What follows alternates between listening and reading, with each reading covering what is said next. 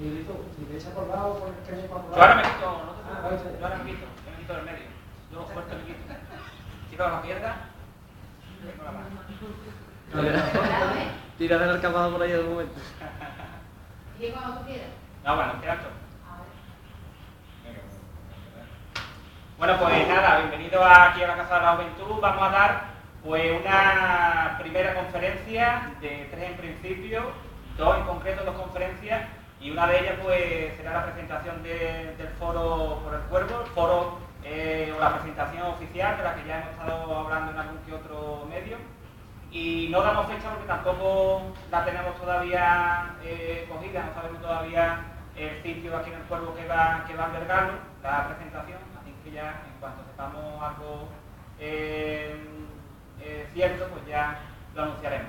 La conferencia de hoy pues es a cargo de Antonio Amarillo, y ya no hace falta presentación ninguna porque ya lo conocéis todos, y habla pues precisamente de la situación que estamos padeciendo todos y que estamos pagando todos, ¿no?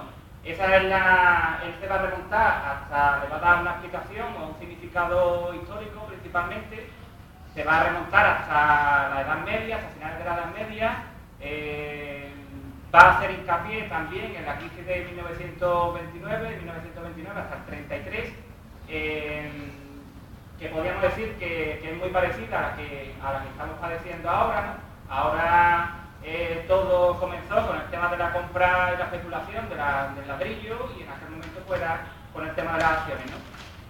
Y nada, pues finalizará él hablando de la crisis actual, de qué nos ha llevado a ello, pero insisto, siempre desde una explicación histórica. Y ya después volverá, anunciaremos lo que es la presentación oficial del foro, y la última conferencia pues también tratará o la basará en la crisis actual, o llamémosle como sea, pero también buscando una responsabilidad política, ¿no? Que seguramente la tendrá. Sin embargo, vemos una impunidad tremenda, ¿no? Por parte de la clase política. Así que, pues nada, yo ya os dejo con Antonio Amarillo, que nos va a explicar qué es lo que nos ha llevado hasta esta situación.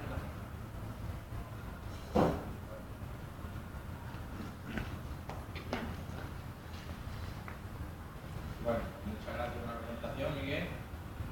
Y bien, vamos a ir dando comienzo a esta conferencia, que como veis, el título que le hemos puesto, o que le he puesto, después de pensar mucho, Usted paga la crisis que nos provocó analizada desde una perspectiva histórica. Entonces, la estructura de la conferencia ya aparece en el título de la propia conferencia, valga la redundancia. Pues si la leemos desde el final, primero vamos a hablar de la perspectiva histórica, analizando a través de la historia cómo se ha ido configurando el sistema económico, político y social en el que vivimos hoy día, llamado capitalismo. Después lo que vamos a hacer es analizar la crisis en sí actualmente, la crisis que vivimos, dónde se originó, en Estados Unidos, como todos sabemos, a raíz de las hipotecas subprime y de las famosas hipotecas ninja, y a partir de ahí, pues analizaremos la situación de España, y eso pues queda resumido y bien marcado en el usted paga, porque es una crisis que han provocado entre muy poco, de la que se están beneficiando también muy poco, y que estamos pagando entre todos. Ya lo más importante, sobre todo antes de empezando con la introducción, lo que a mí me gustaría destacar es que bien, esta conferencia tiene su parte de historia, pero también tiene su parte política, evidentemente, no hace falta que yo lo diga, sobre todo en los días que corren donde hace falta ejercer de verdad la ciudadanía, los derechos que según la Constitución nos otorga la democracia, porque parece ser que está muy bien leerlo el día de la Constitución y tirarnos flores y poner himnos y salir a los patios de los colegios y dar el día de fiesta, pero después a la hora de verdad de ejercerlo, pues la verdad que nos quedamos en nuestra casa y ahí queda la Constitución, un simple papel mojado. Entonces, desde aquí lo que vamos a hacer es un uso exclusivamente de los derechos que aparecen en la Constitución para analizar qué es lo que está pasando con esta actual crisis.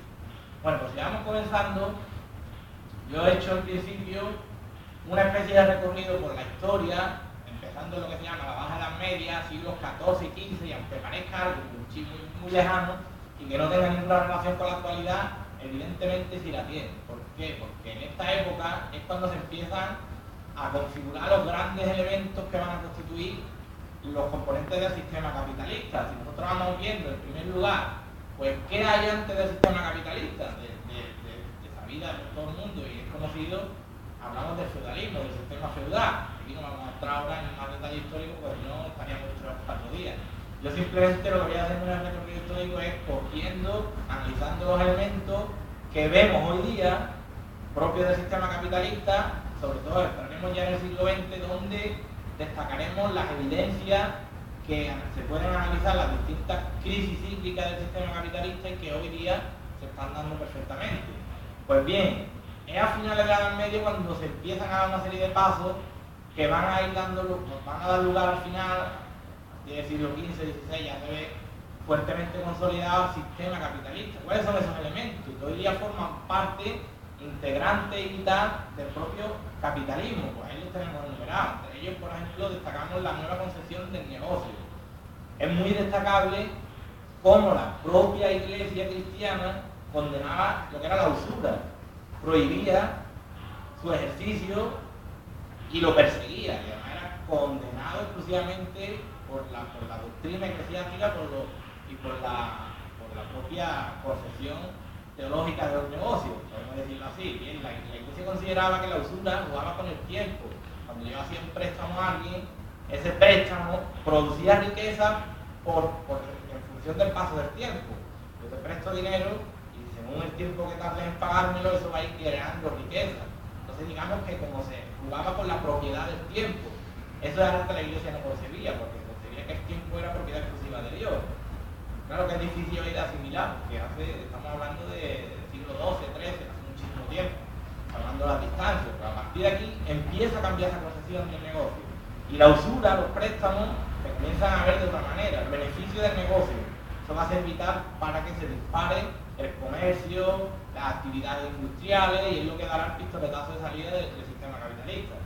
Bien, otros pasos que se van dando, aparecen los llamados mercados, los mercados regionales, comarcales. Ejemplo más evidente lo tenemos en las famosas ferias medievales, que además, salvando también la distancia, las ferias de hoy día son recuerdos de aquellas ferias de ganado donde se comerciaba, se compraba, se vendía, que aparecen precisamente en esta época, en la Edad Media.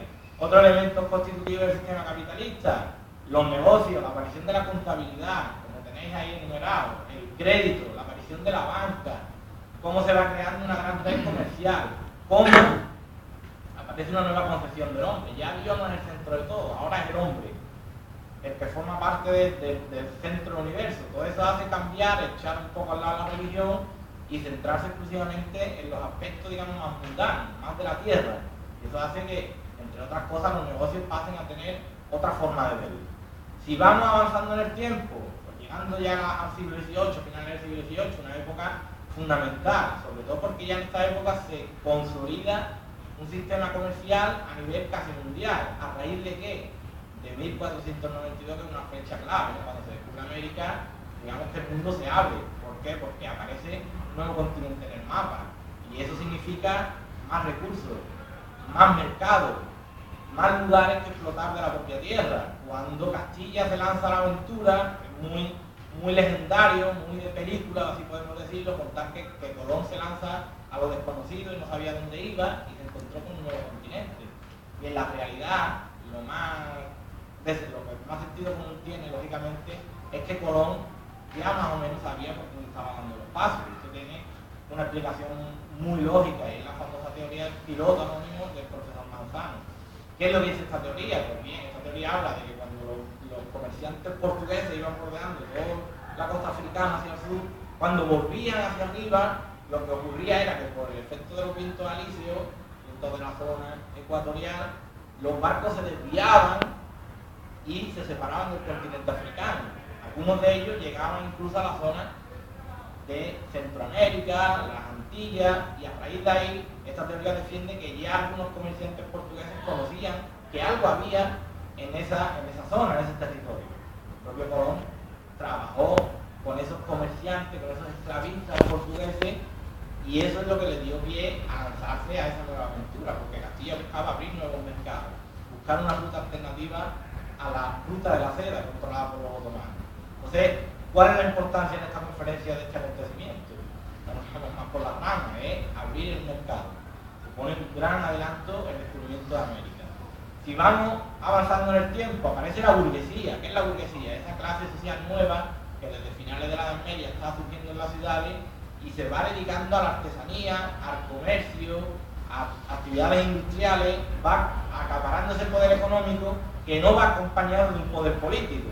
Cuando llegamos a finales del siglo XVIII, un conjunto de revoluciones, como es la Revolución Francesa, la independencia de la colonia francesa de Haití, la revolución de las 13 colonias que después van a ser Estados Unidos, las independencias de las colonias iberoamericanas, todo tiene su explicación económica fundamentalmente.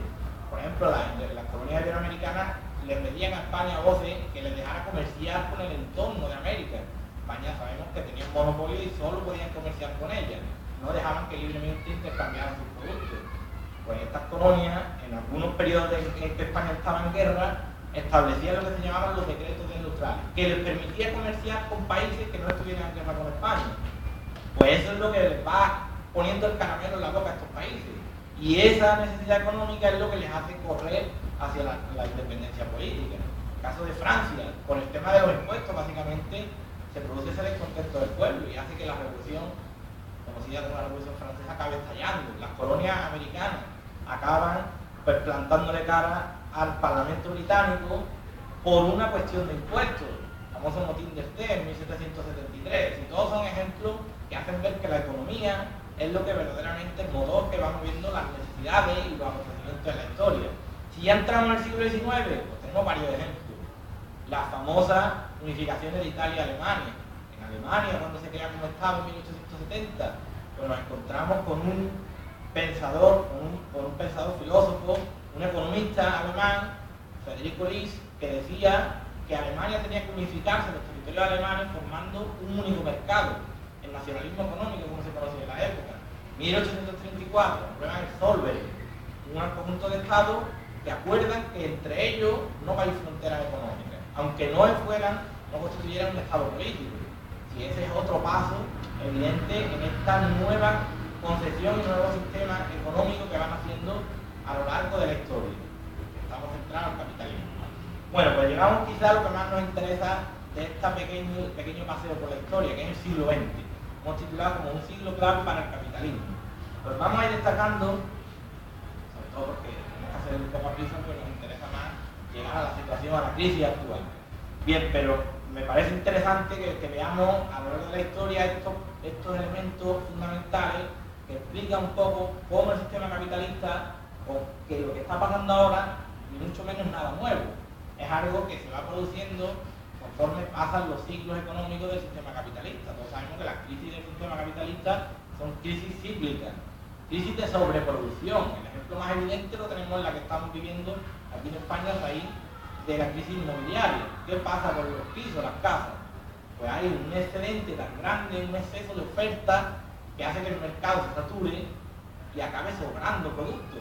¿Qué le pasa a los precios? Automáticamente caen, bajan y ya empieza la cadena de elementos o de sucesos que se van sucediendo en el tiempo hasta que la crisis va terminando y dañando al propio sistema. ¿Qué ocurre? Que el capitalismo en sí tiene una serie de elementos que hacen que el sistema vaya salvando esos problemas y vuelva otra vez a iniciar el ciclo económico, pero sin garantizar que otra vez al cabo del tiempo de nuevo nos vamos a encontrar en una situación crítica.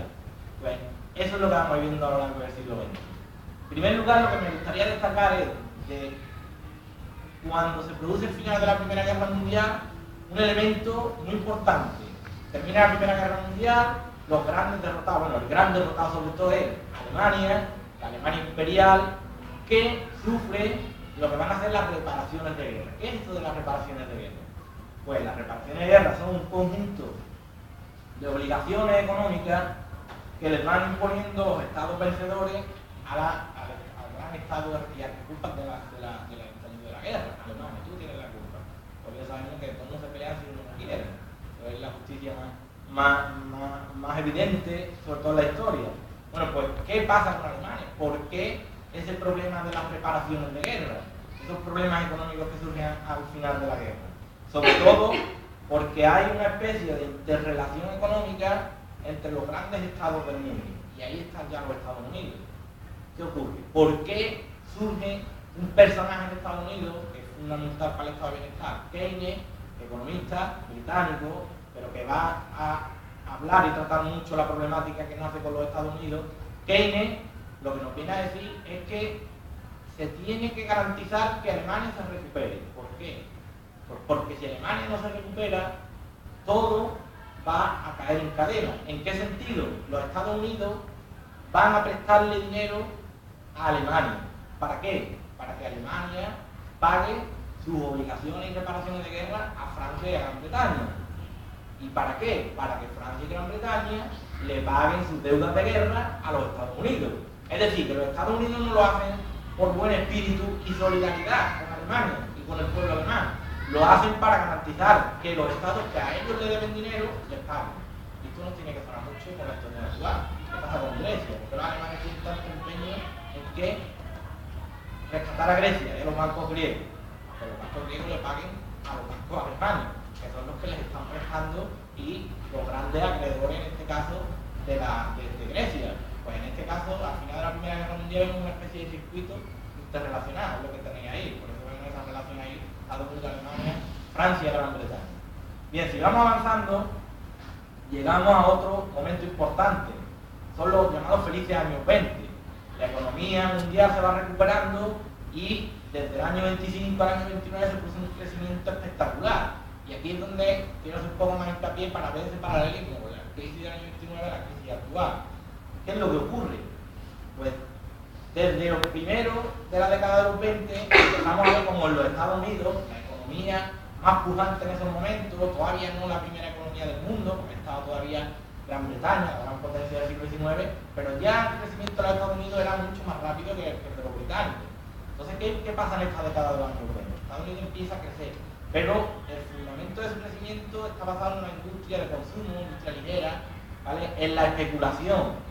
Son los dos grandes elementos, los dos grandes pilares sobre la que asista su crecimiento, como tenemos ahí en la presentación: superproducción y especulación. Pues bien, creo que esa frase que tenemos ahí es lo más claro que nos puede resumir la filosofía que se respira en esos años en relación al crecimiento de los Estados Unidos. Si lo leemos, dice: el dinero de los bancos respaldaba preferentemente a los corredores de bolsa. No es extraño que se culpe de la depresión un sistema bancario que orientaba sus fondos para respaldar a los especuladores, en vez de invertir en sectores realmente productivos. Eso es lo que está pasando hoy día, ni más ni menos.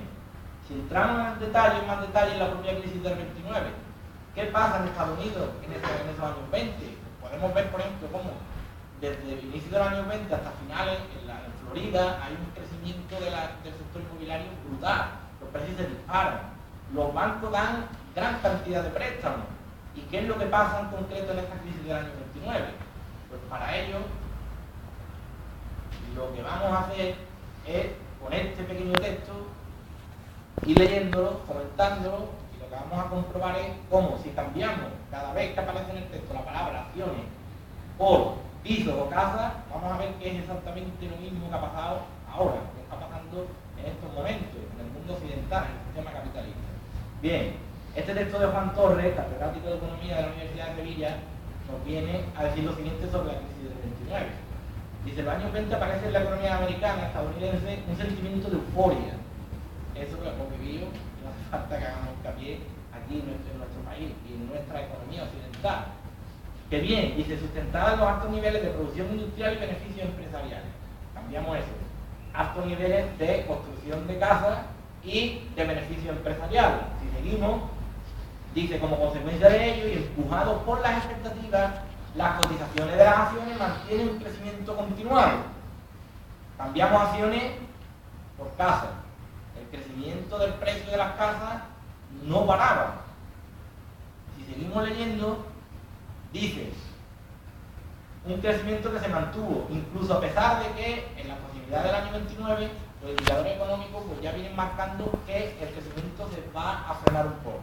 Si aquí no tuvimos ningún problema, ni siquiera miramos, nos revisamos el modelo cuando empezamos a ver los primeros avisos de que el crecimiento ya se iba frenando o no seguía el mismo ritmo que anteriormente. Aquí seguimos construyendo, incluso el mismo presidente Zapatero en 2011 dijo en el Parlamento que se había arrepentido de no haber pinchado la burbuja inmobiliaria. Claro, que cuando el toro pasa es muy fácil hablar. Entonces, evidentemente, nadie se traga que no supiera. Es que no sabíamos lo que se nos venía encima. Es muy fácil averiguarlo y se conoce un poco la historia, sobre todo porque el método histórico nos ayuda a eso, a analizar variables en el tiempo y a ver que aunque evidentemente la historia no se repite, sí que se producen situaciones muy parecidas. En este caso, esta crisis evidentemente es una crisis cíclica del sistema que se puede comparar muy bien con la crisis actual. Bueno, pues seguimos analizando el texto. O sea, la política monetaria de dinero barato, si los bancos prestan, ¿cómo ustedes prestan? Para casa. Pero bueno, auméntelo y se compra una moto, se va de vacaciones, es decir, dinero barato. Eso evidentemente es otra prueba de que el sistema está creciendo sobre pilares muy débiles, sobre la especulación. Si seguimos hablando, nos dice, así las cotizaciones de las empresas empezaron a subir. Pero ¿cuál es el problema? El problema es que las acciones en esta época subían como espuma, pero verdaderamente su riqueza, su valor intrínseco no lo hacía. Es decir, esto es muy fácil de comparar con la situación con lo que aquí hemos vivido. Cuando se hacía una promoción de casa, se vendía 20 millones, después al lado se hacía otra, exactamente igual, se vendía 25 millones. El valor intrínseco de la casa ha aumentado en 5 millones, como para que su precio también aumente. Sí, por supuesto que no. Eso, evidentemente, en economía se llama especulación. Y eso, tal y como crece y tal y como asciende, vamos a ver que desciende, por supuesto, porque es algo con tan poco sostenimiento que cuando se produce un pequeño movimiento en el sistema, como vamos a ver un poco más adelante, todo se viene abajo.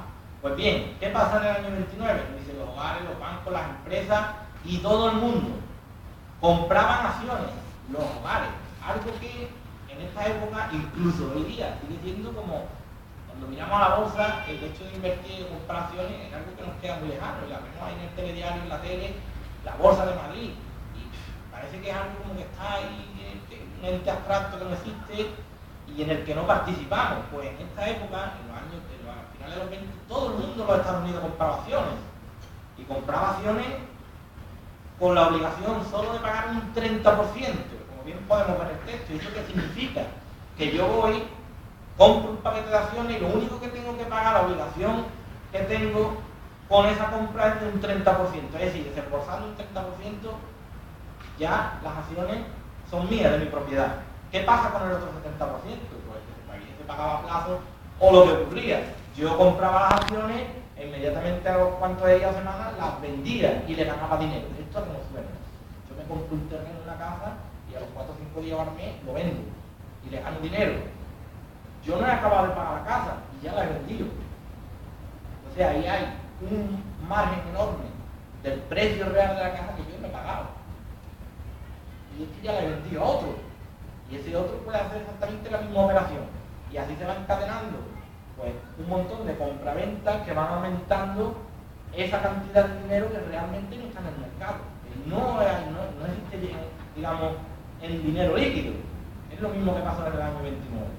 ¿Qué pasa? Cuando la burbuja creció tanto que llegó un momento en el que el mercado se satura, porque evidentemente es uno de los grandes problemas del sistema capitalista, que nos venden ese concepto de crecimiento, pero no se puede crecer indefinidamente. Hay un momento en el que la economía, dependiendo del país del que estemos hablando, pues llega al tope, y cuando llega a ese tope, ¿qué es lo que ocurre? Que los valores empiezan a caer.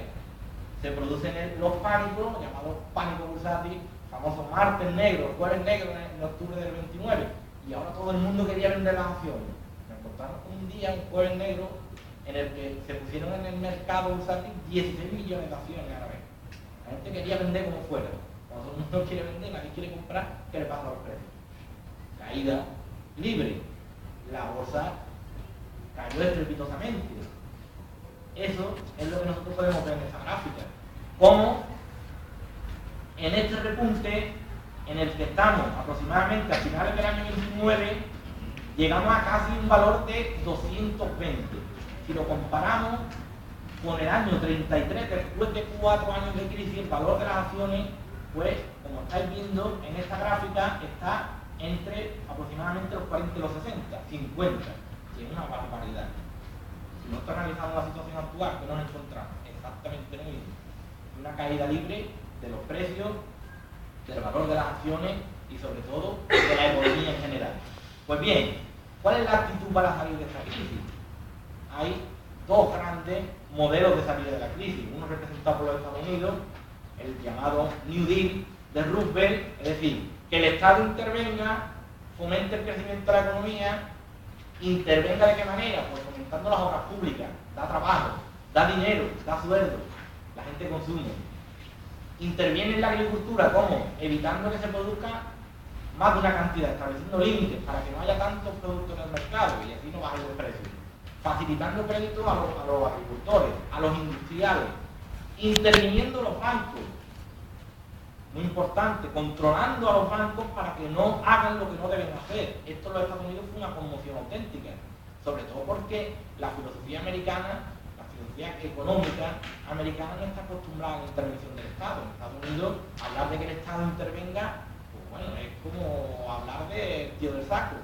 Ya vemos cómo a Obama le está costando la misma vida garantizar un mínimo de sanidad para toda la población, porque allí la filosofía es lo que tú tienes, lo que te has labrado. Nada más. Entonces, esta intervención en la economía de Roosevelt, estamos hablando de los años 30, le costó sangre, sudor y lágrimas. Finalmente, ¿qué es lo que salvó a los Estados Unidos de la crisis del año 29? Aunque suene cínico, fue la Segunda Guerra Mundial.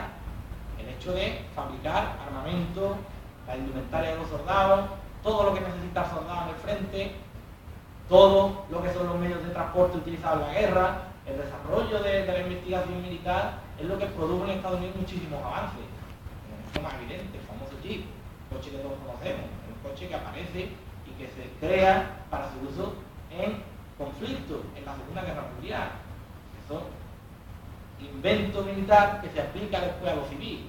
Muy pocas veces ocurre al contrario, desarrollo civil y después desarrollo militar. Todo es desarrollo militar, desarrollo civil. Eso los Estados Unidos, pues, ya que en esta época era la primera potencia mundial y hasta hoy día casi que siguen siendo, pues saben bastante y muchísimo.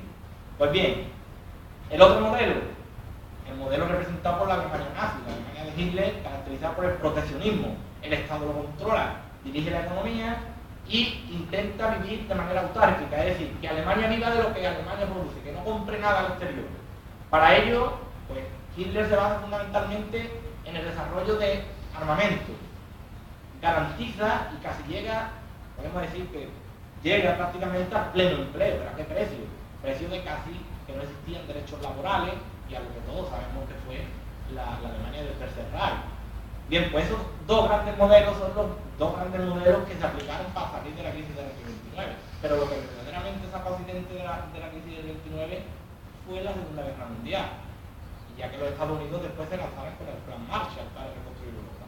Bueno, pues si vamos avanzando, vamos a entrar ya en una etapa, diría yo, que verdaderamente importante en el capitalismo en el siglo XX, que es ya lo que viene después de la Segunda Guerra Mundial. Sobre todo hay que destacar ya dos grandes acontecimientos económicos, y aquí sí ya que vamos a relacionar directamente qué es lo que pasa en esta época para ver qué es lo que está pasando hoy día. En este contexto, con el escenario de fondo de la Guerra Fría, las dos grandes potencias enfrentadas, el modelo americano con el modelo soviético comunista, nosotros nos centramos precisamente en el modelo occidental, el modelo de los Estados Unidos, puesto que el modelo soviético evidentemente es un sistema comunista en el que nada de esto de las crisis cíclicas propias del capitalismo evidentemente se producían. Nosotros vamos a analizar el modelo occidental. Pues bien, ¿cuál es ese gran primer hecho económico? Podemos destacar la llamada Conferencia de la ONU en Bretton Woods en 1944. ¿Por qué es tan importante? Pues, en primer lugar, porque ahí se crean tres grandes instituciones que siguen existiendo hoy día.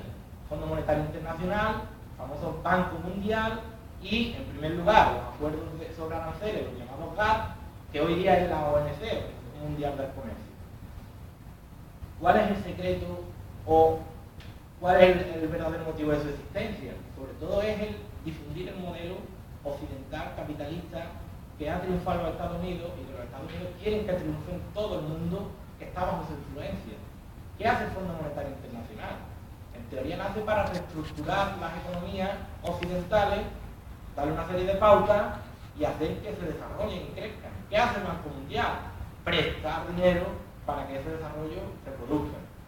En la Organización Mundial del Comercio, pues ya todos sabemos para su función municipales.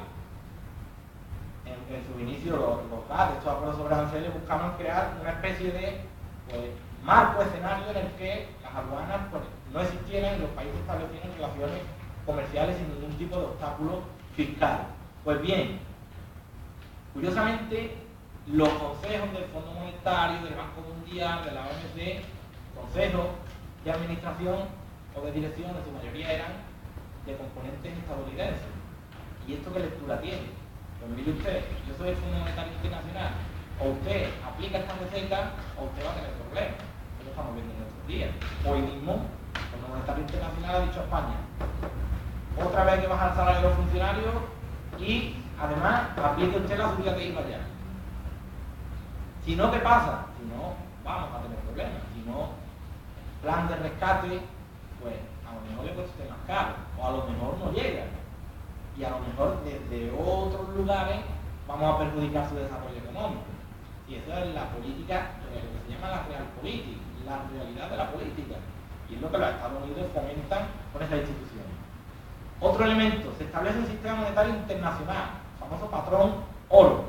¿En qué se traduce esto en la práctica? El dólar es la moneda de referencia.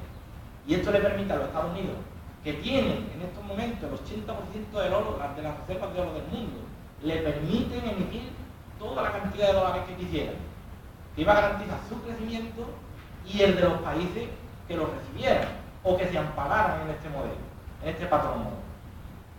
¿Qué ocurre con el paso del tiempo? Cuando muchos de estos países empiecen a estabilizarse y a no necesitar y a depender tanto del dólar, ahí va a venir el problema. Ya llegará ahí Richard Nixon en el 71 y acabará con el patrón oro. Ya se lo veremos un poco más adelante.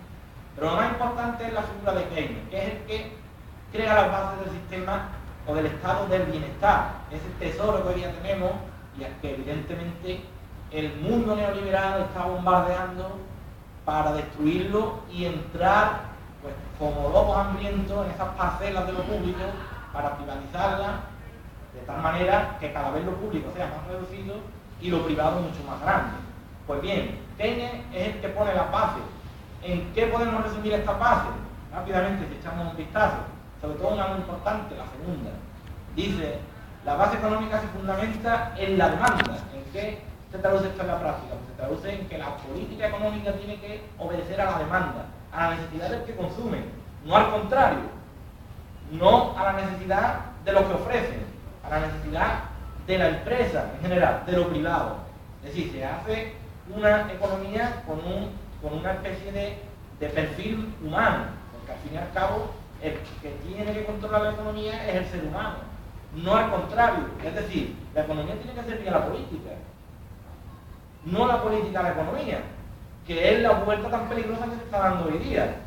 Y es precisamente eso tan cacareado en los telediarios de que los mercados controlan a la democracia, y evidentemente eso es lo que está pasando hoy día. Eso es un golpe de Estado en toda regla.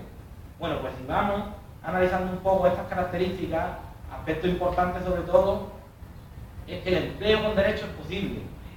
Eso hoy día nos parece una obviedad, pero no es tan obvio, porque incluso hoy día llegamos a decir que es que tienes trabajo, tú eres un privilegiado. Mire usted, no. El trabajo está garantizado o es un derecho según la Carta de los Derechos Humanos, aprobada después de la Segunda Guerra Mundial, en 1948. Porque si no lo es, pues tira esa Carta de los Derechos Humanos a la basura y así nos miramos cara a cara, ¿no? Pero si eso está recogido ahí como un derecho humano, no podemos hablar del trabajo como un privilegio, porque eso es lo que hace que nos volvamos hacia nosotros mismos, hacia adentro, nos frustremos, vivamos con ese sentimiento de miedo, con ese sentimiento de frustración hacia el capital, hacia la empresa, y estemos pendiendo de un hilo cuando se producen situaciones de crisis como esta, en las que se le da la vuelta a la tortilla y parece que el trabajo es un privilegio.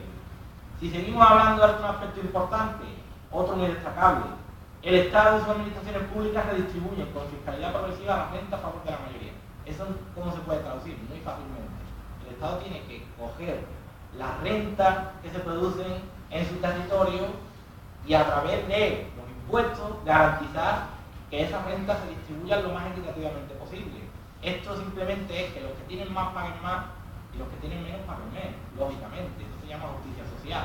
Pero es que aquí ocurre al contrario. Más adelante hablaremos de algo como son las citas, de cómo los que más tienen pagan menos que los que menos tienen. Es lo que ocurre en nuestros días, en nuestro país y en nuestro sistema. Bien, si seguimos, Keynes habla del triple componente del salario global. Esto parece muy complejo, pero es muy fácil de analizar. ¿Cuál es el triple componente del salario global de una persona? Salario directo, tu nómina.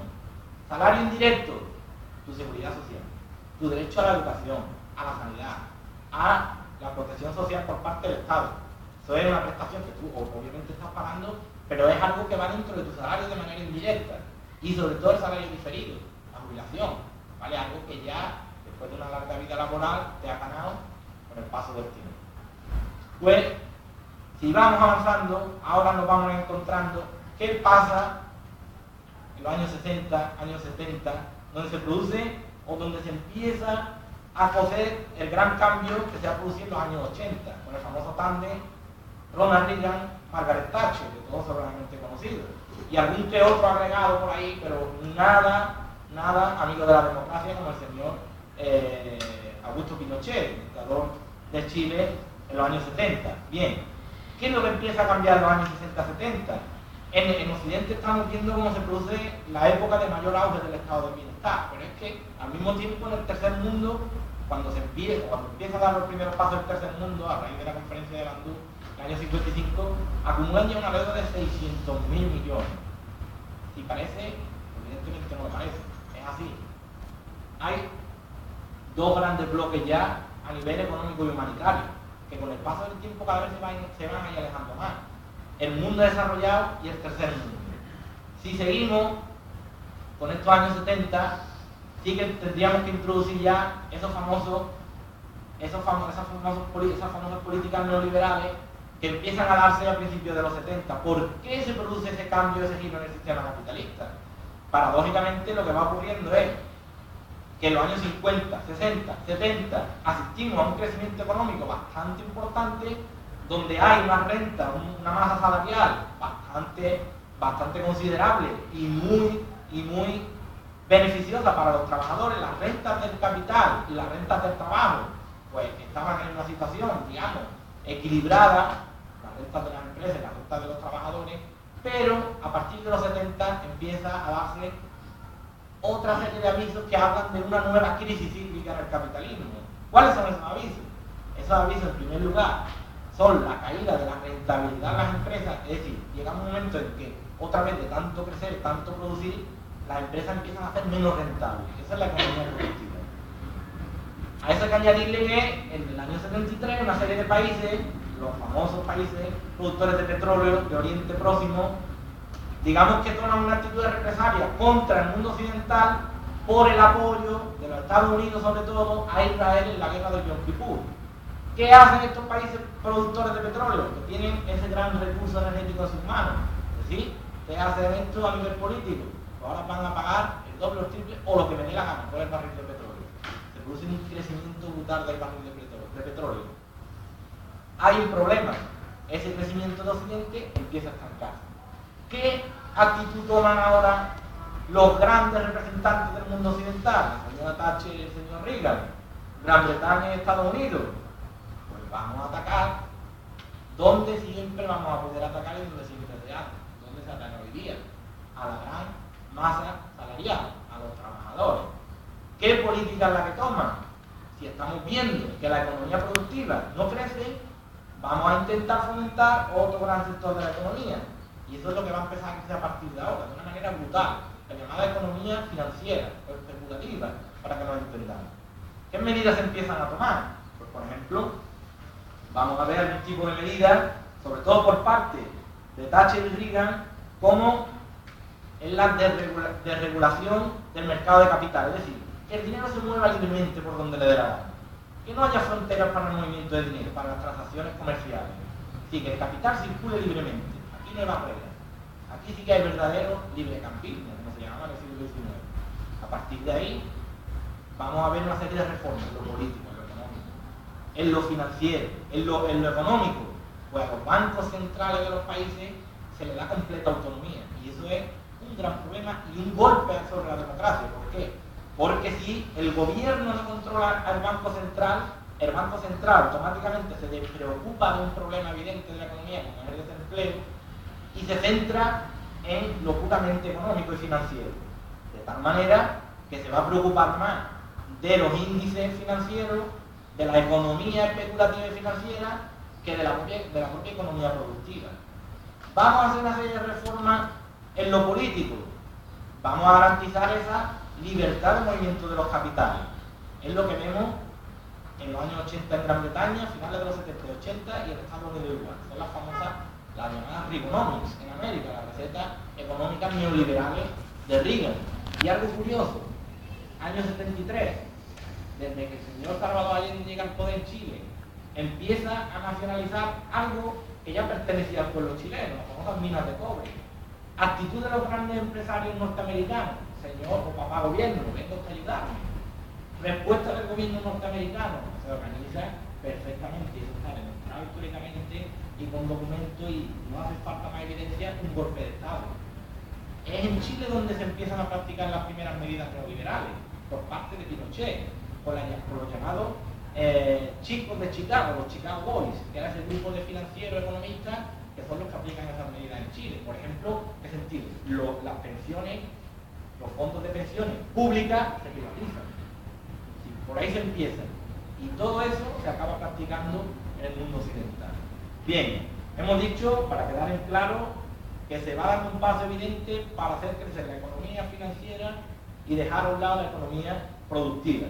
Bien, si seguimos adelante en la historia, vamos a llegar a un momento crucial, como ya hemos citado, la famosa crisis del petróleo del año 73, cuya respuesta es el neoliberalismo, del que ya hemos hablado. ¿Cuáles son esas grandes propuestas que vaya a ver que se contradicen radicalmente con el famoso estado de bienestar de Keynes?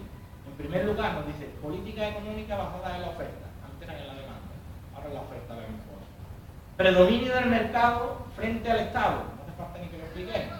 Bien, si seguimos hablando de regulación del mercado laboral, y esa es una expresión que tiene una carga cínica detrás, vamos, mayúscula, cuando se nos dice combatir las rigideces del mercado.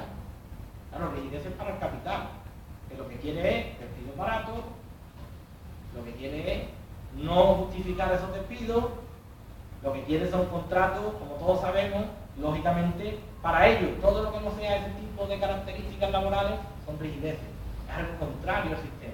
Pues bien, si seguimos hablando, aquí se empiezan ya a introducir las reducciones salariales.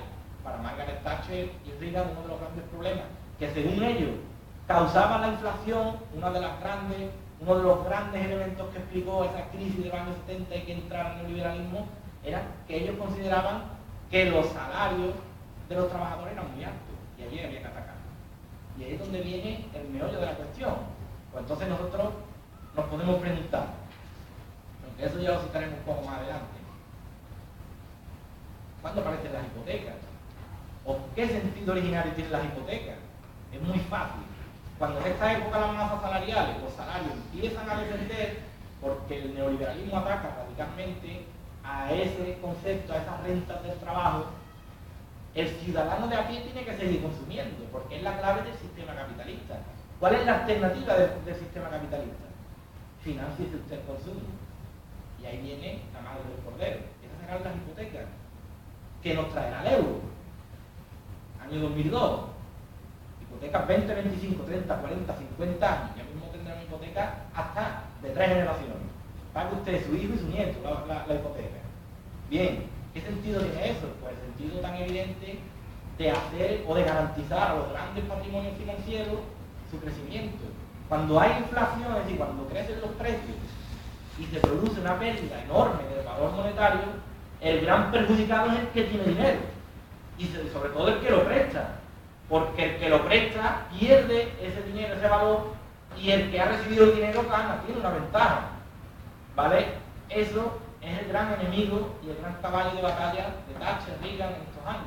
¿Qué es lo que hacen? Lo que hacen es atacar al salario sobre todo y fomentar la economía financiera. Vamos a ver más adelante, ya en el último episodio con el que vamos a enlazar con la situación actual, cómo eso va a dar lugar a lo que se llama la financiarización.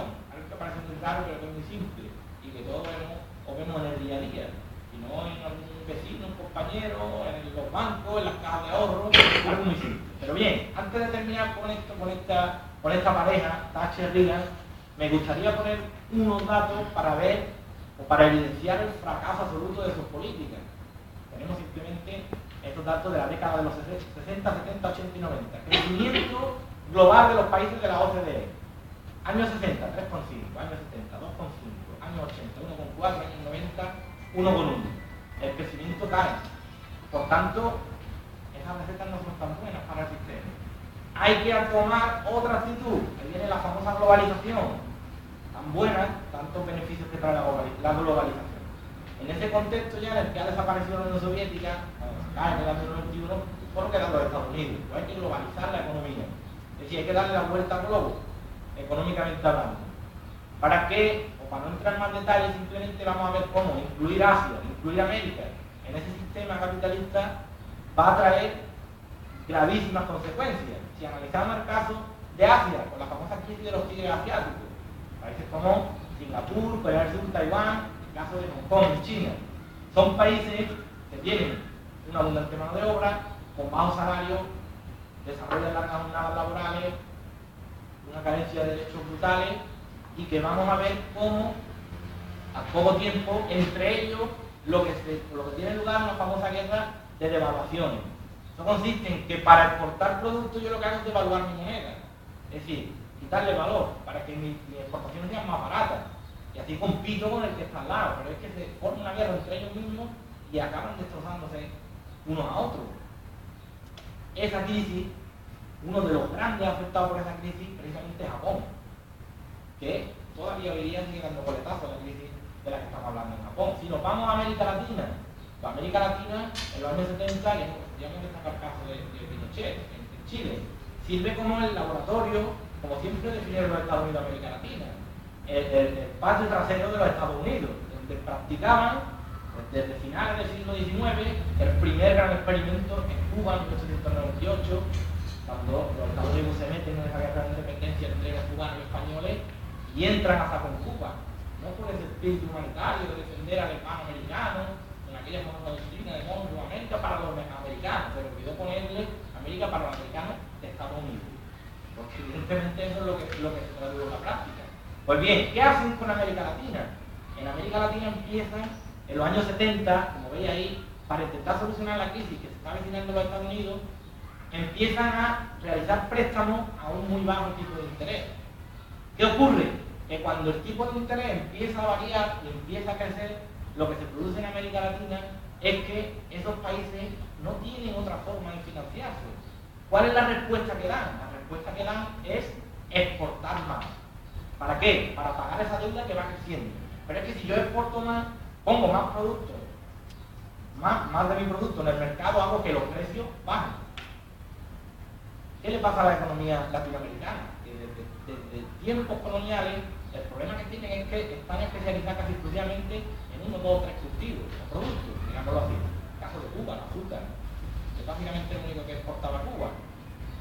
Si tú tienes una economía dependiente de un producto, el gran riesgo que tienes es que este producto va a pique, o la economía entera va a pique. Y nosotros tenemos experiencia en ello. Si nos basamos en el crecimiento en producción de turismo, cuando la producción va a pique, el modelo económico va detrás. Pues en este caso, eso es lo que le pasa a estos países de América Latina. Ejemplo, México, famosa quiebra en el año 82. Bien, ¿qué consecuencias o conclusiones se pueden sacar de aquí? Conclusiones evidentísimas. La banca exprime a la gente, ¿en qué sentido? Pues en el sentido, como vamos a ver ahora mismo, una serie de datos que os voy a mostrar, voy a dar, en el sentido de que la banca prestaba más capital del que tenía. Ejemplo, el famoso Bank of America, Banco de América, prestó un 158% del capital que tenía. Si prestan más de lo que tienen. Después escuchamos esa canción de que es que ustedes han vivido por encima de vuestras posibilidades. Las posibilidades que yo he vivido son las que ustedes me daban. No he creado ninguna. Si más de víctimas del sistema nos hacen sentir culpables. Bien, pues así llegamos a la última etapa antes de entrar ya en la crisis que nos interesaría analizar brevemente, y que es esa etapa de la financialización. ¿En qué consiste esto de la financialización? Pues consiste en cuando la economía va apostando más por la propia economía financiera que por la economía productiva. ¿Y cómo se traduce esto en la práctica de la economía? Pues muy sencillo, pongo un ejemplo y vamos a entenderlo rapidísimamente. Cuando los bancos pasan de esa función tradicional que habían estado desempeñando, de prestar a las empresas y a los hogares, pasan a dedicarse a ellos mismos a hacer negocio con el propio dinero, con el papel. Ejemplo en la práctica. Yo, como banco, concedo una hipoteca, firmo un contrato con un particular. Esa hipoteca automáticamente sirve para que esa persona que no tiene disponible capital pueda pagarse su casa. Entonces, digamos que yo, ese dinero líquido sale de mi balance, ya no está en mis cuentas. ¿Cómo lo voy a recuperar? Pues en 25 años esa persona pagando religiosamente todos los meses. Pero es que yo necesito liquidez. ¿Qué hago como banco? Ese contrato, ese papel firmado, se lo vendo a otro. Para eso creo los fondos de inversión. ¿Vale? A partir de ahí, esos fondos de inversión se dedican a ir revendiendo ese contrato de hipoteca. Y a lo mejor contrato se ha podido vender 15 veces. Para cada uno ir garantizándose liquidez y ganando dinero. Eso es la financiarización básicamente. Ese dato que tenemos ahí es brutal. Cuando vemos que el Producto Mundial, que se calcula o se estima, está en torno a 70 billones de euros, es decir, la riqueza que se produce en el mundo, economía productiva, está en torno a los 70 billones, y el capital circulante, fundamentalmente papeles con dinero, papel, es de 300 trillones. Es decir, la balanza es bastante desequilibrada. Eso nos habla de cómo la economía se convierte en una economía fundamentalmente especulativa. Bueno, pues aunque me he entretenido un poco, vamos a entrar ya en el meollo de la cuestión, en lo que son los distintos aspectos de la crisis. Aquí básicamente vamos a empezar por los Estados Unidos y vamos a acabar aquí, en nuestro país. ¿Qué aspectos hemos de destacar para entender un poco más esta crisis? Sobre todo, empezar hablando de esa práctica que se empieza a desarrollar en los bancos de Estados Unidos, las famosas hipotecas subprime. Y los bancos estadounidenses son los que se dedican a difundir los llamados productos o la basura financiera, esos productos que no tienen garantía de pago, como la famosa hipoteca subprime, en el caso los llamados, en el argot financiero, en el argot de los bancos, los llamadas hipotecas ninja. Ahora explicaremos qué son esto de las hipotecas ninja. Pues esas hipotecas son productos financieros que se difunden a través de los famosos inversores institucionales, se van repartiendo por todo el mundo de la manera de la que hemos hablado. Cuando yo vendo una hipoteca a una persona que yo sé que no tiene garantías de pagarme, estoy asumiendo un riesgo evidente. Pero es que esa hipoteca, si se revende, empieza a difundirse por el mercado. Si esa hipoteca segunda vez se vuelve a vender, ya va afectando a otras instituciones. Y si se revende tantas veces como se hace con la hipoteca subprime, cuando esa hipoteca no se pague en origen, todos los que han comprado esa hipoteca se van a ver afectados por ese problema de no liquidez. Y estamos hablando de una. Pero aquí se hacen paquetes con hipotecas subprime. Es decir, se unen un montón de hipotecas de este tipo, de gente que evidentemente no saben los bancos que no las van a pagar, se unen, se forman paquetes y se venden, se ponen en el mercado financiero. Eso es lo que se llama, otro proceso importante en esta época, lo que se llama la titulización de activos. ¿Esto qué es de la titulización? Es decir, que yo convierto un activo en negociable cuando evidentemente no lo es o no lo puede ser, como son las hipotecas. Así, para disimular lo que es lo que hago, cuando me meto alguna hipoteca de estas de baja calidad, con hipotecas, las llamadas prime, de mucha calidad o de garantía de pago. Y así voy vendiendo los paquetes. Voy difuminando por todo el mundo lo que se conoce como esta basura financiera. ¿Qué pasa con estas hipotecas ninja? ¿Por qué se le llama hipotecas ninja? Es el acrónimo en inglés de no income, no job, no asset, que significa no ingreso, no trabajo y no patrimonio. No hace falta que lo expliquemos, ¿no? Se le da ese nombre porque son personas que ellos catalogan con este tipo de problemas, que al fin y al cabo van a acabar sin pagarlas. Para ellos es lo que hacen, unos tipos de interés muy altos. Esto no es nada nuevo. Si nos vamos a traer la historia de España, al rey español, bueno, de origen flamenco, Carlos I, famoso Carlos V, ya los banqueros, los famosos banqueros alemanes, belgas, le prestaban dinero a un interés altísimo, llegaban hasta un 200 y pico %. Pero claro, evidentemente sabían que corrían mucho riesgo de que no lo pagaran. De hecho, la herencia que le dejó Carlos V a su heredero, Felipe II, fueron 3 quiebras o 3 suspensiones de pago en España, a raíz de esta política de préstamo y de pago que se empezó a desarrollar en la España de Carlos V. Pero bien, nosotros nos vamos a la actualidad. ¿Cuál es la actitud que toman? Y aquí sí viene ya hay que hablar con responsabilidad. ¿Cuál es la actitud que toman las autoridades? Pues precisamente la de disimular el riesgo. Y aquí entramos con las famosas agencias de calificación. Agencias de calificación que son creadas en su mayoría por grandes bancos. O que son creadas por fondos particulares y contratadas por estos bancos para que les cataloguen sus productos. Hombre, si tú me contratas a mí para que yo te catalogue un producto tuyo, pues vas a tener la triple A seguro, triple y cuádruple y las que quieras, pues tú me tienes que pagar. Ahí estamos hablando ya de responsabilidad. Y si nos ponemos muy puntillosos de crimen económico, pues estamos engañando a la gente, la estamos estafando, le estamos vendiendo algo que sabemos que es basura financiera, que tiene un enorme riesgo. Claro, cuando en Estados Unidos se produce un pequeño movimiento por parte de la Reserva Federal, se aumentan los tipos de interés y digamos que la situación empieza a cambiar, es lo mismo que hablamos en el año 29.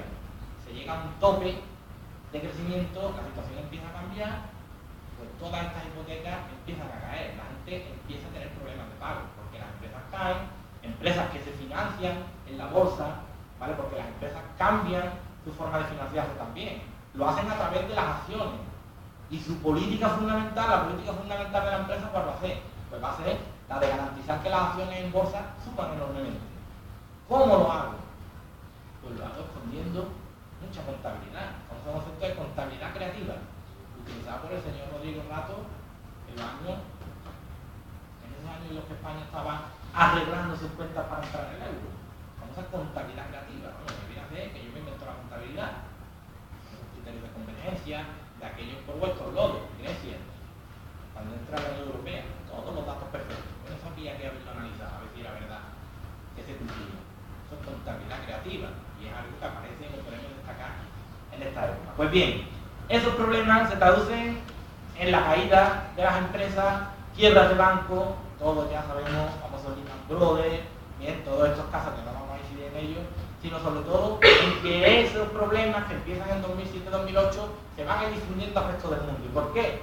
Por lo que hemos dicho de ese tejido mundial que se está transformando con las hipotecas, subprime, que se van extendiendo por todo el mundo. Todo el mundo está interconectado. Ahora me acuerdo de esa interconexión de cuando hablábamos del final de la Primera Guerra Mundial, de los pagos de guerra, cuando hablábamos de Estados Unidos le paga a Alemania a Francia, Francia le vuelve a pagar a Estados Unidos. Aquí estamos hablando de lo mismo, de esa globalización de la economía. Bueno, pues ya que hemos puesto la crisis en el punto de partida, vamos a ir ya poniéndole fin a la conferencia y vamos a centrarnos ya en el lugar en el que vivimos llamado España. La famosa crisis en España, esa palabra que aparece tanto por ahí por los telediarios y que se ha convertido en nuestro animal de compañía, ¿no?, en estos días. Bien, lo que usted paga no está puesto ahí aleatoriamente, está puesto pues verdaderamente porque es el hecho más evidente y el hecho más palpable de esta crisis. Usted, o sea, nosotros, todos los ciudadanos somos los que estamos pagando esos desmanes que han cometido esos grandes fondos de inversión. Pero bien, en primer lugar y para empezar, me gustaría comparar dos momentos. Como veis ahí, en el año 2007, aquí ya a nivel de datos, España crea 700.000 puestos de trabajo, el precio de suelo se multiplica por 10, se crean 1 millón de pequeñas y medianas empresas, la tasa del paro llega a su mínimo, y el señor Zapatero aparece diciendo en 2007, vamos a superar a Alemania en renta per cápita de aquí a 2 o 3 años. A lo mejor lo que quería decir es que le vamos a ganar a Alemania a la final de la Eurocopa, que es lo que pasó con después. Pero sí que lo que decía era que íbamos a pasar mal. Pero poco tiempo después, desde 2008, esto es lo que pasa. Han cerrado más de 50.000 negocios. La industria nacional es la que más ha retrocedido del mundo. Solo representa un 15% del Producto Interior Bruto. Hay casi 2 millones de viviendas, algunos dicen que 3 millones de viviendas vacías y más de 5 millones de parados. ¿Cómo se explica esto? Pues vamos a ir dando algunos pequeños saltos datos, sobre todo de la gestión política y del por qué hemos llegado a donde estamos. Señor Aznar, recién llegado a la presidencia del Gobierno de España en el Wall Street Journal. Yo soy el milagro. Todos nos tenemos que acordar de la famosa ley del suelo, que para hacer justicia a la situación o a la evolución del sector inmobiliario, digamos que es un punto de inflexión. Esa ley del suelo, que lo que hace es liberalizar todo el suelo posible. Como bien podemos leer, se cambia para que cualquier trozo de suelo del país pueda convertirse en objeto de especulación. Frase de Juan Torres, catedrático de Economía Aplicada, bien, como autoridad en esto de la economía. En 2002 llegamos a la famosa a la famosa entrada de España en el euro, y es lo que hablábamos antes. Permite la difusión de las hipotecas, de los 20, 25 años, entre comillas, esclavizados, pagando una hipoteca para poder tener derecho a la vivienda. Y ahora después hablaremos un poco de ese derecho a la vivienda. Si seguimos, una frase evidente, todo el mundo se va explorando en la construcción. Todos hemos vivido esa época en la que prácticamente lo que había en España era construcción y construcción y más construcción. Pues bien, España era el país con más oficinas bancarias del mundo por habitante. Ahí está, verdad. Yo creo que ahora vamos a pasar del primero al último, porque ya queda, creo que casi nada por funcionar o por recuperar. Bien, seguimos. Vamos por la responsabilidad. Dato muy importante, hemeroteca. En el boletín oficial, en el boletín económico de septiembre del año 2003 del Banco de España, aquí he traído una página, donde dice, en las conclusiones viene a decir sobre el precio de la vivienda, que la vivienda en España está sobrevalorada en un 20% en 2003. Esto lo dicen los técnicos del Banco de España. Respuesta del gobierno de ese momento, el señor Estanislao Rodríguez Ponga.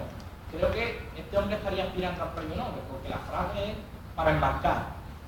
Sobre la advertencia que hacían los técnicos del Banco de España de que en España había una burbuja inmobiliaria. Frase de este secretario de Estado de Hacienda. Mientras que el interior de una burbuja está hueco, la vivienda es cemento y ladrillo. Sin comentar, porque verdaderamente no merece la pena comentar. Seguimos hablando. El gobernador del Banco de España, el señor Jaime Caruana, por las presiones a las que ha sometido, va a acabar desmintiendo el informe de sus técnicos. Y aquí tenemos periódico ABC del 4 de octubre de 2003. Los constructores tachan de alarmista el informe del Banco de España. Declaraciones del señor Rato. En España no hay burbuja inmobiliaria, hay una fuerte demanda de vivienda. Pues bien, la historia y el tiempo siempre pone a cada uno en su sitio. Y la evidencia es que sí había burbuja inmobiliaria.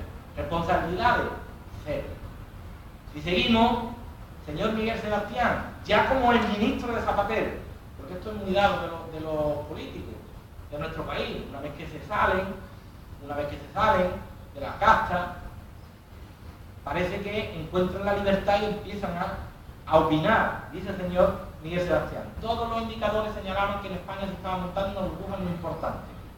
Bueno, nuestra pregunta debería ser, bueno, ¿y usted por qué no dijo nada? Si formaba parte de la oficina económica del señor Zapatero. Si nos vamos a los datos, o algo muy paradójico y que nuestros políticos en incluso tienen, hay que cambiar el modelo económico. España no puede seguir con un modelo económico fundamentado en ladrillo, en la construcción, etc. Datos que ponen en su lugar estas declaraciones. En estos 10 años de riqueza ni se invirtió en cambiar el modelo productivo, ni se invirtió en investigación para sacar a España de la cola de Lima de la mina. Durante la época de crecimiento tan abundante que tuvimos con la construcción. Empiezan a llegar los problemas, sobre todo llegan de Estados Unidos, como hemos analizado antes. Llegan esos problemas, en el 2009 se disparan los déficits públicos, es decir, el Estado deja de ingresar un montón de dinero de la construcción, crecen los gastos del Estado, porque por ejemplo hay más subsidios que pagar, hay más problemas, más gasto social, y el Estado tiene que hacer frente a ello. ¿Qué hace? Se endeuda, crece el déficit público. Si seguimos, 2010, Alemania como motor de Europa impone la austeridad. Aquí todos vaya a hacer o vaya a tomar esta receta, que son ni nada más y nada menos que la que veníamos viendo en los 70, en los 80 con la señora Thatcher, el señor obligan, bajada de salarios, recorte en gasto social, disciplina fiscal, etcétera, etcétera. Año 2011, la crisis de deuda conduce a España, a Europa y a España a una nueva recesión. ¿Cuál es la reacción de este gobierno entrante? Declaraciones de Soraya Sáenz de Santa María. Este gobierno se ve obligado a una subida temporal de determinados impuestos. Si nosotros recordamos y vamos un poco atrás y tenemos memoria, que es lo más importante, 19 de diciembre de 2011, Rajoy dice que su intención era no subir los impuestos. 25 de octubre de 2010, dice Rajoy que subir los impuestos significa aumentar la depresión, que conduciría al mayor sufrimiento de la economía. 11 de junio de 2010, señor Rajoy, ninguna comunidad autónoma del PP va a subir los impuestos. 9 de noviembre de 2010, señora Cospedal, vamos a bajar los impuestos. ¿Dónde está la responsabilidad? No se ve. Pero bien, ¿qué pasa en la actualidad en nuestro país? Pues que pagamos los tipos impositivos sobre las rentas más elevados de Europa, sacando el caso irlandés. Con la subida de impuestos que se aprueba en diciembre, finales de año ya de 2011, pues bien, el señor Montoro dice que el gobierno espera recoger unos 6.500 millones de euros. Y entramos en otro capítulo importante. En España se defraudan del orden de 88.500 millones. Bueno, no son datos que yo me lo invente. Son datos que han sido extraídos, por aquí, que son extraídos del presidente de la Asociación de Técnicos de Hacienda, Carlos Cruzado. Bien, esos 88.500 millones suponen, para que nos hagamos una idea, el gasto en sanidad de España en un año. Supone la suma de los presupuestos de Andalucía, Baleares, Cantabria, Castilla y León, Madrid, Navarra, País Vasco y Murcia.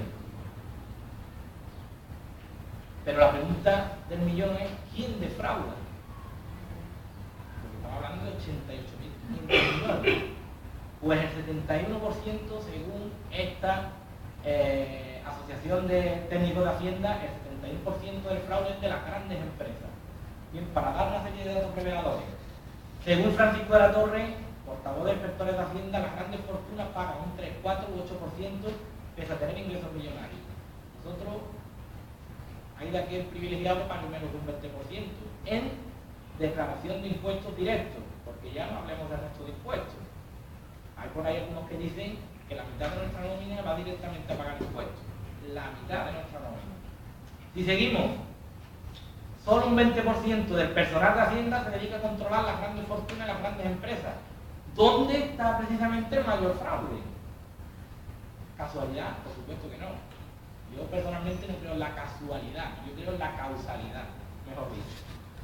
Pero es que si vamos ya a las propias empresas, las grandísimas empresas de España, 6 de cada 10 empresas del IBEX 35, bien, tienen filiales en paraísos fiscales. O sea, de las 35, 28 tienen inversiones y filiales en paraísos fiscales. Entre ellas, por ejemplo, Resol, tan de actualidad. Que no nos vendan ese patriotismo barato de defender los intereses de las empresas nacionales cuando estas empresas no son nada de patrióticas. Primero, que despiden trabajadores, como la famosa empresa telefónica, por cierto, antes pública y más vendida. Segundo, que son empresas que no pagan impuestos a España, o evaden muchísimo de ellos. ¿Por qué el Banco Santander no está sufriendo la crisis que está afectando tanto al sector financiero y bancario en España, o el BBVA? Porque la mayor parte del negocio la tienen fuera. Si hablamos de filiales en los paraísos fiscales, el Santander es el que se lleva la palma, con 33 filiales en paraísos fiscales, donde o apenas pagan impuestos allí y por supuesto evaden pagar muchísimos impuestos aquí en España. Si seguimos, es que durante el año 2010 se multiplican por 2 las inversiones en paraísos fiscales de estas empresas. Vamos añadiendo, en España hay un inspector por cada 1.600 contribuyentes, en Alemania e Inglaterra estamos hablando de 700. También nos tenemos que poner en otro lugar. Aquí hay una tasa de fraude de un 23%, mucho más elevada que en el resto de Europa. Pues bien, de los 38.500 millones como vemos ahí que se defraudan, a nivel, digamos, ya más particular, 25.000 millones son en impuestos y 13.500 en cuota a la seguridad social. Si hacemos suma, estamos hablando de los casi 40.000 millones que se están recortando en gasto social con este famoso reajuste, tendría que recorte debido a la situación de crisis del sistema. Bien, ¿cómo se valen los capitales? Para ir agilizando un poco la explicación, yo me voy a centrar en el cuarto, que es el más famoso y creo que el más conocido, la famosa SICAV. Esto de la SICAV, ¿qué es lo que es? Una SICAV nada más y nada menos es una sociedad de inversión colectiva. Es decir, un gran patrimonio español. Una persona decide crear una SICAV. Banco Santander, BBVA se lo facilita. Pero, según la ley, la SICAV tiene que estar compuesta por 100 inversores. ¿Qué pasa? Que el que tiene el dinero es uno. Necesita 99 personas. Son los famosos llamados mariachi. ¿Quién se los busca? Se los busca el banco. Y estas personas figuran en la constitución de la SICAV como inversores, pero a lo mejor de las 100, una tiene el 99% del capital y los otros 99 se reparten un 1%. Ejemplo de SICAV: la hermana del rey, el señor Pedro Almodóvar, todos los deportistas prácticamente españoles, Botín, la hermana Koplovi. ¿Cuánto pagan de impuestos al año? Un 1%. Y es una barbaridad tremenda. Ahí precisamente es, desde mi punto de vista, se puede entrar a intentar un poco recaudar más. Claro, lo más fácil es aceptar lo que vamos pagando, lo que pagamos. Bajada de salario, aumento del IVA, aumento del IRPF y todas estas grandes fortunas pues evaden sus impuestos además de manera legal, porque las SICAV son legales. Pero es que ningún gobierno, ni siquiera PP, y mucho menos PSOE, y todo lo de mucho menos, porque es lo más llamativo. Estamos hablando de un partido de centro-izquierda, por lo menos dejémosle ese margen, que ni siquiera se atrevía a tocar a SICAV, PP tampoco, pero en el PSOE mucho menos. Cuando de verdad hablen de fiscalidad progresiva, lo primero que tienen que hacer es entrar a por la SICAV. Entonces, verdaderamente ya sí hablaremos de un discurso coherente. Bien, para ir terminando este apartado, ir entrando ya en la recta final de la conferencia, me gustaría, por supuesto, no dejar atrás un ejemplo de cómo los mercados atacan a los países y a los intereses nacionales. Porque todos escuchamos la de los mercados. ¿Qué digan los mercados? ¿Quiénes son los mercados? Los mercados tienen nombre y apellido. Aquí en España el señor Botín y el señor presidente del BBVA. Nombre y apellido. En otros países tienen otros nombres. En Estados Unidos son los grandes fondos de inversión. Caso de ataque a los mercados, de los mercados a una economía. Grecia. El señor Papandreou, anterior presidente de Grecia, año 2010, ante los ataques continuos de los fondos de inversión a Grecia y a su deuda, ordena al servicio secreto que investigue quién está detrás de todo esto. Bien, pues, ¿saben? 4 nombres, 4 fondos de inversión norteamericanos: el Moore Capital, Fidelity International, Folsom & Company y el Brigham Howard. Son los 4. Los nombres y apellidos son nombres de los fondos, pero detrás están sus accionistas. ¿Qué hacen estos grandes fondos de inversión? Muy fácil de entender. Primera hora de la mañana se abre el mercado nacional de deuda griega. Estos fondos de inversión empiezan a vender masivamente deuda griega. Como son los grandes, los peces gordos, el resto de compradores y propietarios de deudas que hacen, van detrás. Si este, que es el que más sabe, el que más tiene, lo hace, yo hago lo mismo. ¿Qué pasa? Que todo el mundo va a vender deuda griega. ¿Qué le pasa al precio de la deuda griega? Que cae estrepitosamente. Pero es que al final del día, esta misma gente que la ha estado vendiendo a primera hora de la mañana, los compra. ¿Y qué pasa? Que los han vendido por la mañana más caro y al final del día lo han comprado mucho más barato. El negocio es redondo. Pero es que además, como ha caído tanto el precio de la deuda griega, a Grecia le cuesta muchísimo más dinero financiarse. Y ahí tenemos lo que se tiene que catalogar como un crimen económico contra la humanidad. Y no hay que ponerse ni alarmarse ni mucho menos. ¿Por qué? Porque ¿quién lo sufre? Lo sufren millones de personas por el beneficio de unos cuantos. ¿Quién es el gran ganador en esta situación? Ahí aparece China. China, ¿por qué? Porque compra la deuda, tiene el 15% de la americana, 500.000 millones de euros invertidos en Europa. Y algo muy importante, no hay que escandalizarse. El empleo que se destruye aquí en la industria va a China. Si aquí se destruyen 2 millones de puestos en la industria, esa industria se va a China. Las grandes empresas transnacionales desmontan y montan en países del este, en China, y esos puestos de trabajo que se pierden aquí ya no se van a recuperar, se van a este lugar.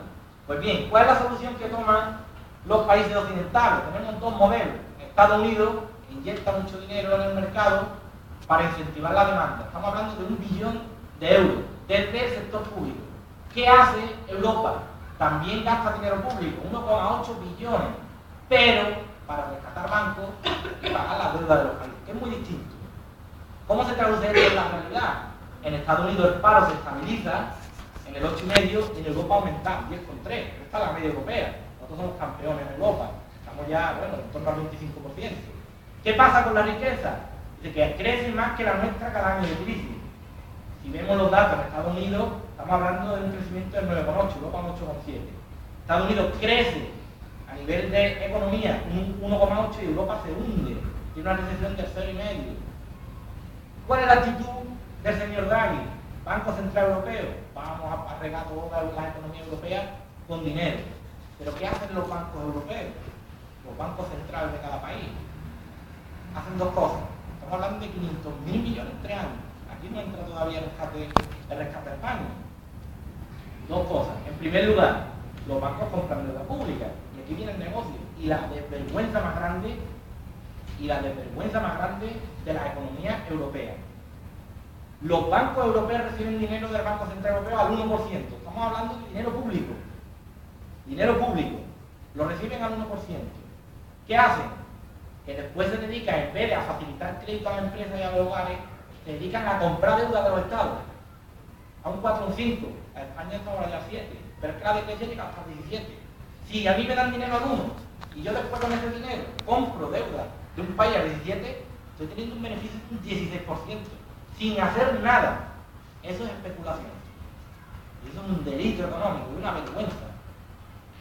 Por eso decía yo que aquí hay parte de historia y parte de política, lógicamente. Y a mí me gusta decir las cosas claras. Y en este caso esto es política, obviamente. Pero sobre todo es un ataque a la mayoría de la población. ¿Por qué digo que no solo es una crisis económica? Pues porque estamos hablando de que se nos plantea en todo tiempo un gran problema demográfico. El mundo en 15 años se estima que llega a los 8.000 millones de habitantes. El mundo no puede aguantar este tipo de crecimiento. Hoy día, datos en la mano, se dice que si todo el mundo viviera con el modelo europeo, todos los países del mundo, se necesitarían 4 planetas para mantener el ritmo de crecimiento. Una cuarta parte del planeta hoy vive así, para que las otras 3/4 partes vive como viva. Porque si todo el mundo viviera igual como vivimos en Europa, harían falta 4 planetas. Son datos que están ahí. Los vemos aquí. Para que nos hagamos una idea, país como Alemania se estima que en 2050 de 82 millones de habitantes que tiene ahora va a tener 70. Pero es que Etiopía con 85 millones va a tener 174 millones. Con la problemática que tiene ya la falta de recursos. Por eso es también un problema a nivel demográfico. Problema ecológico, pues no tenemos que decir nada. ¿Nada en qué sentido? En que la huella ecológica en el planeta es insoportable para el mismo. Estamos hablando de que se dice que la huella ecológica ideal o media es de 1,6 hectáreas por país, hablando de país persona. Hay países como los Estados Unidos que están por encima de 10. Hay países de África que no llegan ni a 0,5. Pero en ese desequilibrio es donde está lo insostenible del modelo. Si vamos al petróleo, la crisis, una vez que se ha llevado a pasar del sistema financiero al sistema inmobiliario, al sistema productivo, ahora está en el sector energético, en el petróleo. La gasolina sube y no para. En la alimentación, que es un recurso estratégico para los países. Si vamos al armamento, pues bueno, en una serie de datos no hace falta ni siquiera que tampoco demos explicación. En los últimos 10 años se ha incrementado el gasto en armamento en un 45%. El monto total de gasto armamentístico es de 1,4 billones de dólares. Estamos hablando de un gasto de 36.000 dólares al día, 1,4 billones al año. Casi el 50% del mismo se lo gastan los Estados Unidos. Si vamos agrandando esto, España es el 5º exportador mundial. Y para que hablemos un poco de lo que se llama el pensamiento ambiguo, digo esto pero hago lo otro, que está muy instalado en nuestra clase política. Señor Zapatero, alianza de civilizaciones, misiones pacíficas, misiones de paz. Pero después, en su periodo de gobierno, España es uno de los periodos en el que más armamento ha vendido. Y ¿Y por qué lo digo? Son empresas privadas, pero necesitan el permiso del gobierno para vender. Y lo vendieron a Gaddafi. Y después Gaddafi era un tirano. Después de 42 años nos hemos dado cuenta que Gaddafi era un tirano. Por un poco de retraso sí que tenemos, ¿no? Pues si después de 42 años nos damos cuenta que Gaddafi es malo, vamos un poco tarde. Pero a Gaddafi le hemos vendido armas que ha utilizado para atacar a su pueblo. Y después nosotros salimos en los medios de comunicación condenando esos ataques. Las armas se las hemos vendido nosotros. No nos echemos las manos a la cabeza. Entonces hablamos también del problema del armamento. Y al fin y al cabo es una crisis de civilización. Chomsky habla de lo que es el Senado virtual. Es decir, de lo que verdaderamente gobierna. Es un doble Estado. ¿En qué sentido? Un ejemplo práctico. Nosotros hemos hablado de la reforma de la Constitución. Nos han hecho una reforma de la Constitución sin enterarnos. Nos hemos costado un día y otro día está la reforma de la Constitución reformada. Eso es lo que llamamos el doble Estado. ¿Quién gobierna de verdad? Porque al señor Zapatero se le envía una carta desde Europa y usted o hace esto o vamos a tener problemas. A los 3 días, mayo de 2010, congelación de pensiones, reducción de los salarios de los funcionarios, etcétera, etcétera, etcétera. Y después reforma de la Constitución, en la que se pone primero y ante todo que España lo primero que tiene que hacer es pagar su deuda. La sanidad, la educación, eso me importa 3 pepinos. Primero, a pagar la deuda. Estamos hablando de derechos humanos. Y yo creo que pagar una deuda no es un derecho humano. Mire usted, si aquí hay que garantizar el derecho a la vivienda, un derecho a la educación, y etcétera, etcétera, yo primero voy a garantizar esto y después hablaremos de pagar. Eso es un Estado con soberanía. No un Estado que se somete a los dictámenes de la economía y del mercado. Porque eso no es democracia. Eso es lo primero que tenemos que tener en cuenta. Eso es el pacto fiscal de la señora Angela Merkel. Desde aquí, primero la deuda. Y no te puedes gastar más de lo que tienes. Es que el Estado tiene que vivir con deuda. Igual que las empresas. Una empresa sin deuda no puede funcionar. ¿Por qué tengo yo que anteponer la deuda ante todo? Pues bien, sí que aquí entran 3 conceptos clave que nos han metido forma bastante presionada y empujones en nuestra mente. Primero, conceptos neoliberales. El mercado decide y distribuye los bienes. ¿Cómo que el mercado decide y distribuye los bienes? ¿El mercado quién es? El que decide y distribuye es el que consume. El que consume es el que compra. Porque la economía no puede estar por encima de la política. Eso es un error. La economía es un instrumento, una disciplina, lo que queramos, como queramos llamarla, para que esté a disposición del ser humano. Estamos hablando de algo que hemos creado que nos acaba dominando. Claro, que nos acaba dominando los que controlan la economía. Pero estamos hablando de que la economía tiene que estar al servicio de la política, es que no tiene más vuelta de hoja. Y nos acabamos tragando este tipo de principios. Otro peor, competitividad. Vamos a ver. Todos los países tienen que ser súper competitivos. Pero bueno, ¿cómo puedo competir yo con China? Porque en China, jornadas laborales, todas las horas que quieren más. Derechos laborales, ninguno. Salario, bajísimo. ¿Yo cómo puedo competir con eso? La única manera que tengo de competir con él es al mismo nivel. ¿Ese es el modelo de sociedad que queremos? Por supuesto que no. Por supuesto que no. Porque ante todo está el estado del bienestar. Y esas son conquistas que se han hecho a lo largo de la historia. Y que sentados en mi casa, en nuestra casa, no se van a recuperar, ni mucho menos aumentar. Porque estamos esperando a que esta clase política mantenga lo que tenemos o lo aumente, estamos muy equivocados. Lo que estamos viendo que está pasando es lo que va a pasar todos estos años. Y si seguimos sentados en estos sofás, pues decisión personal, ahora después no nos quejemos. Si estamos sentados esperando, cada uno podemos ejercer la ciudadanía de nuestra forma y manera, pero hay que reivindicar esos derechos que nos concede la Constitución. Si no hubiera Constitución, habría otra forma de reivindicar, pero tenemos Constitución y dicen que vivimos en una democracia. ¿Vale? Hay que exigirlo. Y en tercer lugar, crecimiento sostenible. Esto ya es la repera. Crecimiento sostenible. No podemos vivir en un sistema que crezca ininterrumpidamente, porque el mundo no tiene recursos infinitos. Y a partir de ahí no hay más nada que explicar. ¿Por qué tenemos que crecer todos los años? ¿Por qué tenemos que fabricar más coches y vender más coches todos los años? ¿Qué necesidad hay? Yo pregunto, y en mi opinión, ¿por qué tenemos que vender más casas? Tenemos que producir pues más kilos de tomate. Tenemos que se produce lo que se necesita, y punto. Con un margen de beneficio, un margen de actuación, pero lógicamente esa necesidad de crecimiento constante es lo que nos lleva a las crisis del sistema capitalista, precisamente. Pues bien, el último punto que me gustaría tratar, que ya es el último, es lo más importante y lo que más directamente nos afecta, que precisamente es el ataque directo al estado de bienestar. Y sin ambaje, claramente. Eso es lo que está produciéndose en estos momentos, desde este sistema económico. Si hacemos un breve repaso por la historia, conquistas a lo largo de la historia que ha hecho el ser humano, tenemos la Constitución o la Independencia de los Estados Unidos, Declaración 1776, donde dice que el hombre, el ser humano, tiene derecho a la felicidad, pero no a la felicidad de estar riéndonos y estar bien con las personas que nos rodean. En el siglo XVIII el concepto de felicidad era similar al concepto de bienestar. Eso significaba la felicidad, bienestar material. 1789, la Revolución Francesa, se le corta la cabeza al rey, que dice que estaba ahí porque Dios lo había puesto. Se le corta la cabeza en medio de la plaza pública y no pasa nada. Y se realizan, no pasa nada, obviamente, se realizan una serie de conquistas sociales por parte de la población que gracias a estos movimientos, a estos cambios bruscos en la historia, van aumentando el nivel material y el nivel de bienestar de la población.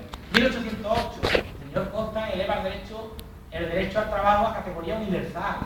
La Constitución mexicana de 1917 también recoge este derecho al trabajo. La Constitución de Weimar, de Alemania 1919, después de la Primera Guerra Mundial, recoge toda una serie de derechos a los trabajadores. Constitución de 1936 de la Unión Soviética, también hace referencia a la importancia del trabajo. Y como no, la Declaración de los Derechos Humanos, que hasta el artículo 22 está de lujo para los políticos, para la clase política en general. Pero después ya empieza a hablar del derecho al trabajo, salario mínimo, salario mínimo.